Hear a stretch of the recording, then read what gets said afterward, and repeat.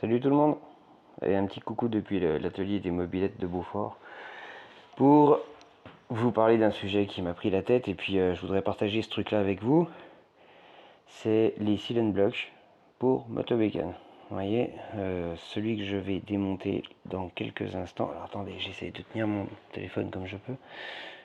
Celui-ci, il a exactement et très précisément 200 km de sortie, 200 bornes, d'accord?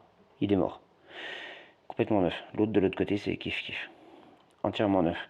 Ces seal and blocks là ont 200 km, mais attention, c'est pas les seal and blocks à 2,90 €, 3,50 €. Ce sont des seal and blocks que j'avais déjà achetés 7 ou 8 € pièce, parce que c'est des seal and blocks renforcés, figurez-vous.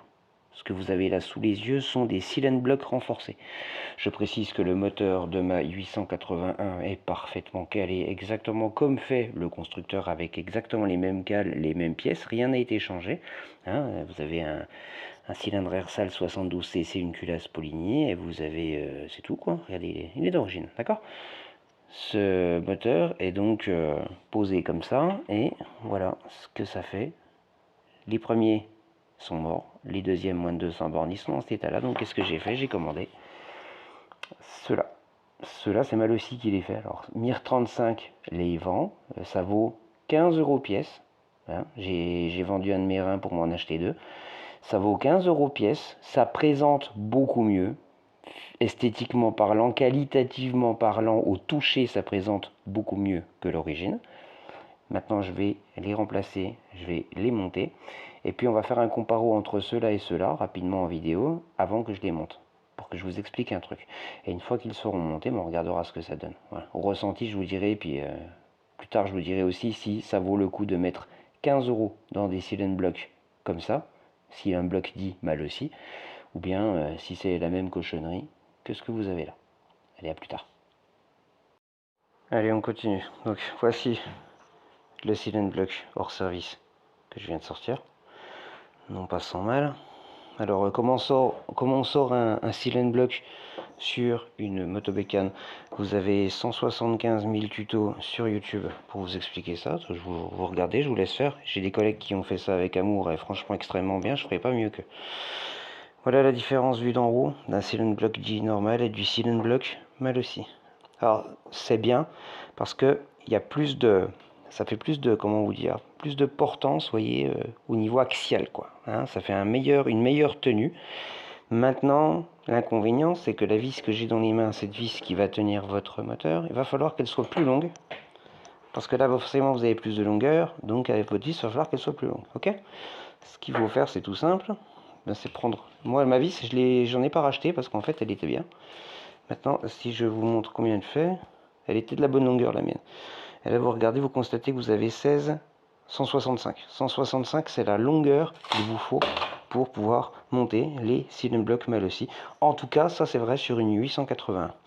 Donc voilà, c'est une information que je vous donne. Maintenant, sur le site Mir 35, il vous l'explique aussi, il vous propose de vous la vendre. C'est pas pour faire du chiffre d'affaires, c'est pour que vous arriviez avec du bon matériel pour monter correctement votre moteur.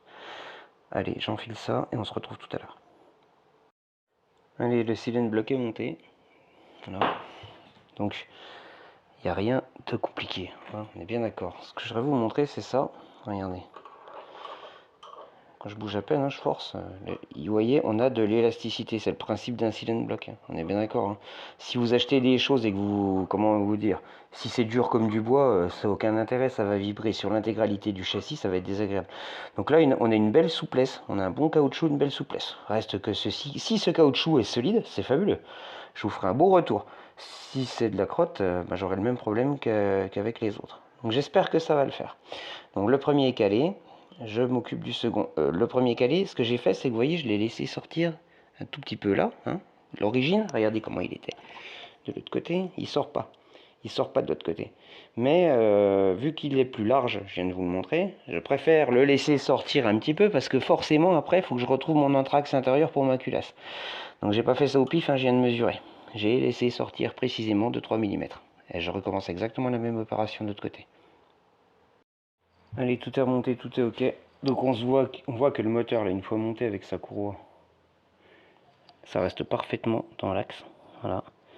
Alors, un détail, hein, quand on serre ici donc la vis, il faut pas que serrer au point que quand le moteur monte, ce soit le caoutchouc qui travaille.